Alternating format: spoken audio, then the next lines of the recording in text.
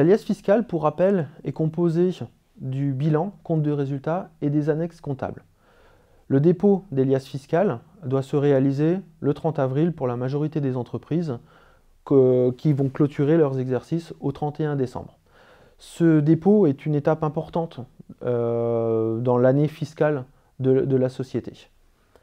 Ces documents normalisés, qu'on appelle des documents CERFA, sont réalisés par le centre des impôts, et ces documents, du fait de sa normalisation, vont pouvoir être adressés à des partenaires financiers, banquiers notamment, qui, eux, ont l'habitude de lire ces documents, ce qui va leur permettre de faire des comparaisons et de pouvoir analyser les entreprises. Donc on se rend compte que c'est vraiment un document important pour l'entreprise et pour sa communication financière. Ces documents à réaliser demandent en tout cas une certaine technicité. Pourquoi? C'est des documents qui doivent être mis à jour régulièrement. L'exemple du CICE qui a été mis en place il y a quelques années et abandonné par la suite en est une parfaite illustration.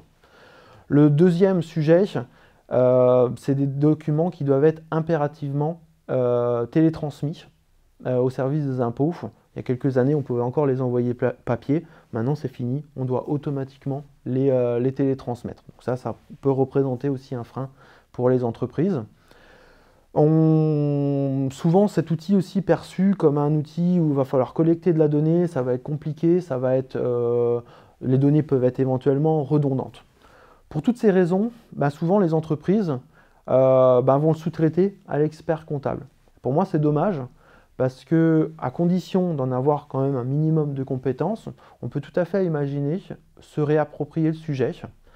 Ce qu'il faut savoir, c'est qu'on a des éditeurs en France qui sont spécialisés du domaine depuis de nombreuses années et qui vont pouvoir grandement simplifier le sujet. Pourquoi? La première raison, c'est que c'est des outils qui sont de fait automatiquement mis à jour. Ils se doivent d'être mis à jour tous les ans. Donc ce travail de mise à jour ou de veille fiscale, c'est l'éditeur qui va le réaliser. Ce qu'il faut savoir, c'est que l'éditeur travaille très régulièrement avec la DGFiP pour se mettre à l'unisson, pour amener les nouveautés fiscales dans les outils. Donc ça, c'est un premier point. Le deuxième point, c'est les outils sont beaucoup plus modernes et donc vous permettent de récupérer l'information comptable ou financière de manière beaucoup plus simple, par interface. Je prends l'exemple de la balance comptable, qui est finalement la matière première d'une liasse fiscale. Aujourd'hui, elle s'importe très très facilement. C'est quelque chose qui est à la portée du comptable. On n'est plus du tout sur une opération technique qui doit être réalisée par le service informatique. Le dernier point, qui est évidemment aussi une contrainte imposée, mais aujourd'hui, l'outil va pouvoir permettre la télétransmission de manière simple, va vous permettre de faire l'archivage. Donc ce travail, ce protocole de télétransmission est géré par les outils proposés. Donc ça va vous permettre de réaliser de manière beaucoup plus simple cette liasse fiscale et vous permettre de vous concentrer sur l'essentiel, donc les données que vous allez y mettre.